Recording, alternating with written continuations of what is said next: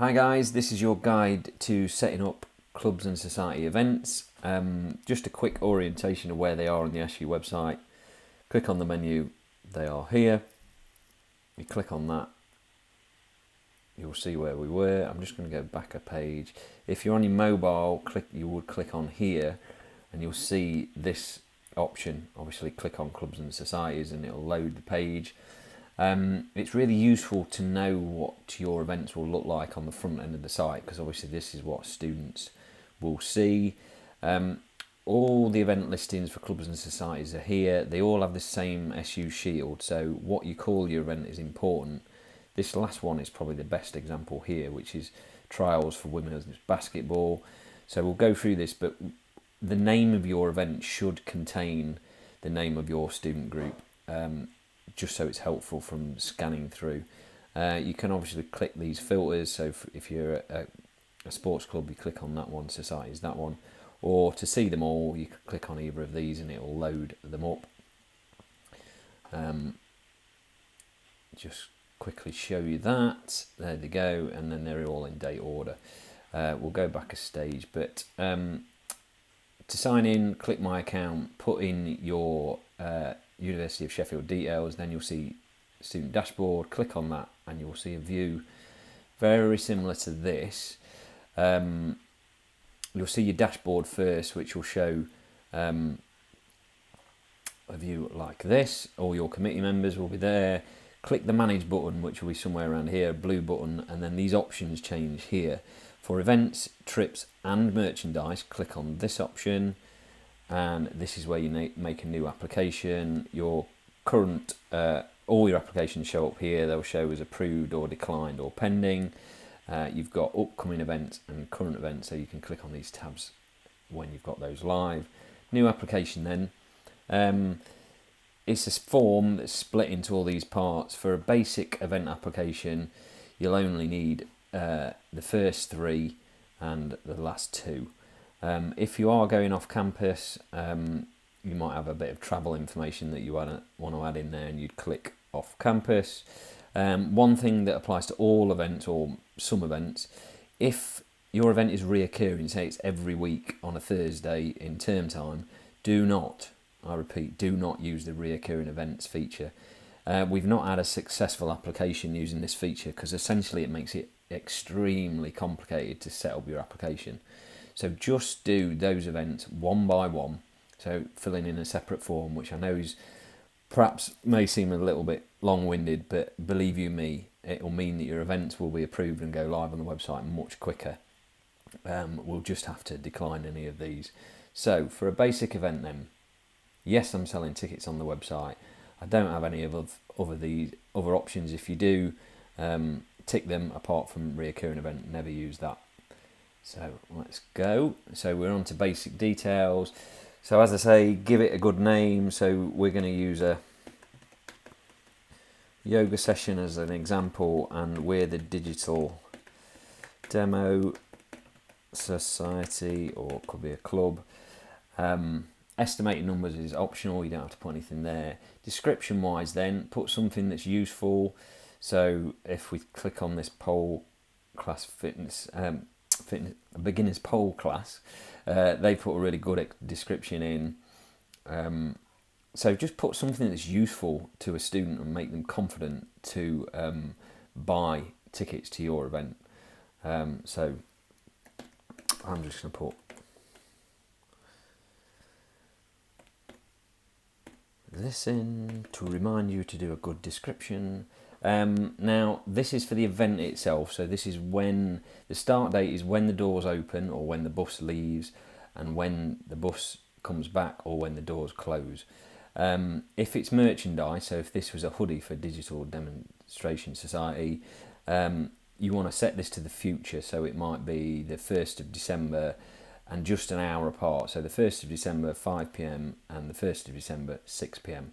But we're doing an actual event, so start date for this will be Saturday at 5 o'clock, and the end time, so when the class finishes, is Saturday at 6 PM. So it's an hour long class. Overall budget, again, is optional. You can put something if you want. The venue, you've got two options. Students' Union, which gives you a list of student union venues, or university, where you can just type in, it's a free text box, so you could put Goodwin Sports Centre or room LB5 or whatever it is of the university. You can even use this for off-campus stuff, so if you've got something that's on West Street or something, you could put the name of the venue there. But if you are travelling, you do want to fill in the travel bits. It depends how much detail you want to add. So let's just show you the Student Union room drop down. So I'm going to say this one is in gallery room. Well, actually, let's put it in the studio next to the foundry. So that's the venue. Yes, you definitely want to publish on the website, because otherwise it will not be seen by anybody. The refloat option just at the bottom, sorry, I'm going to skip past that. We're not offering that currently, so don't tick that on. You can go back and forth in the form as well, should you want to check everything at the end. So this is products, this is where you create tickets, or if it is merchandise, you can put a hoodie small as one product, hoodie medium as another product, hoodie large as another product. But let's continue with our example. So our yoga session for members, and that will be significant in a minute. The price for members is £3, and you need to put your decimal point and 2 zeros in. So the tickets, generally with tickets, you want them on sale straight away, or even with merchandise, you want it on sale straight away. So today's date's the 28th of September, and I'm going to put it on at this time. But you might want to take it off just before the event starts. So ours is starting at 5, so I'm going to take it off at 6:30. If it's a bar crawl down West Street, you might be happy, and it starts at 8 p.m, you might be happy for people to join at 11 p.m, should they wish to, so you could keep tickets on sale. Obviously, if tickets sell out, then it will go off sale. So, talking of tickets selling out, if you've got an unlimited supply, i.e. you just want to keep selling for as many students who want to buy, put -1. With my yoga session, I know I've got spaces in total of 20, and this is the members ticket, so let's put 10 in. So 10 for members, 10 for non-members. I'll show you how to do a student version of this in a mo. Max per transaction and max per person should match. As this is a members ticket, this should be 1 and 1, because they can only buy, they need to be a member to be able to buy it. This is information that shows on the e-ticket. Everybody who buys a ticket on the SU website gets an email confirmation with a PDF attached, which has got the QR code in it, which is the e-ticket. So bring your PDF. You don't have to put PDF, but you can if you want.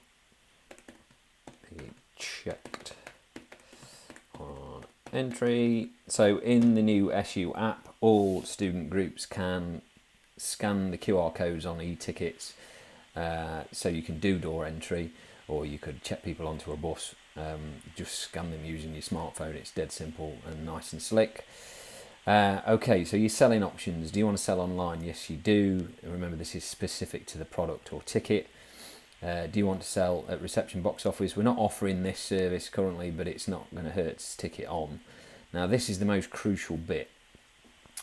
Because this one example is a members ticket, you need to click group members.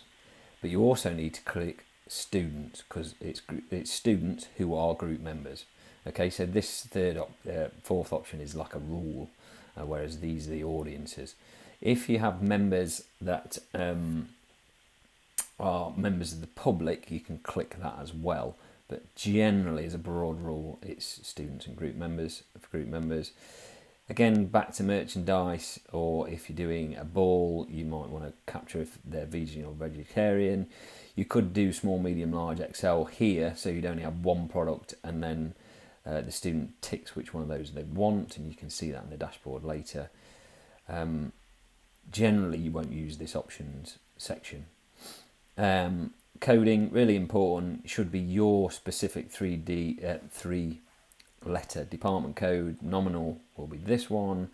2 options for VAT, For societies and sports clubs, it's not our income, which means it's not the SU's income, it's yours, and you don't pay any VAT. If you're working in rep committee, you select the second option. That's that one. So you can see I've created one product. I'm going to create another one just quickly for student session. So we're going to call this non-members, but you could call it student ticket, whatever you want to do. I just want to show you the difference between the two. So generally more expensive for non-members. That's the incentive to join. Depends on your student group, of course. Want it on sale straight away. Want to stop selling just before the event starts. Inventory on this, so we've got 20 in total, so 10 of these, 10 of the others. Max, so with this one you could put 10 and 10, but as we've got limited capacity, you might only want to put 1 and 1. It depends what you want to do. Totally optional. They don't need to be a member to buy this, so they could buy some for their mates. That's why I'm just illustrating what's possible. And then put your ticket information for the receipt on there. Just for speed, I'll not add it now. Yes, we want to sell online. Yes, we want to sell to students. And for this one, I'm going to sell to public as well. So non-students or members of Hallam, if you offer that, could buy this ticket. And it remembers your codes because you did them last time. And make sure you don't click you've got to be a member to buy it. Submit. There you go. You've got 2 ticket products. Click next. It skips all this stuff because you're not doing any of that in this simple form. Additional info, if it's in collaboration with anybody else, add that information there. If it's not, don't. This I would advise not to use. Just do this when you make your room booking. This will slow down your application, and there's no guarantee we can supply the stuff anyway, so I'd say leave that blank. Last bit then, risk assessments. If you've got a risk assessment you've done already, upload it here. If you haven't and you don't need one, you need to read our risk assessment information, make sure you're aware of it, and there's the this comes to this page here. Pick whichever of these is relevant, and there's some guidance, including guide to risk assessments there. So just click on that link for that. So back to our application. Yes, I've read that information. Without clicking that, it won't let you proceed. Boom. You can, as I say, you can skip back through just to check everything's okay.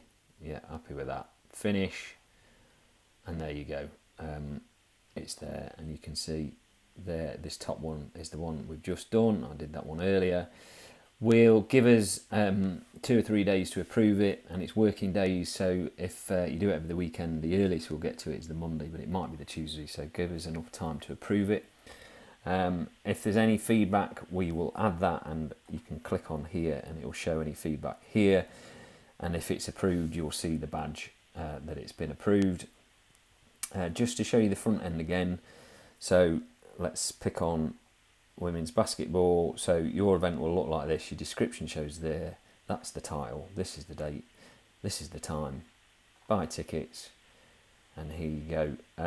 If you weren't signed in, I am signed in, it would prompt you, are you a student, are you public at this stage, depending on what you've selected for your products. You could do either or.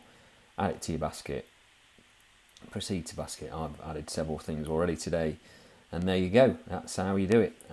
Thanks for watching, and see you on the next video.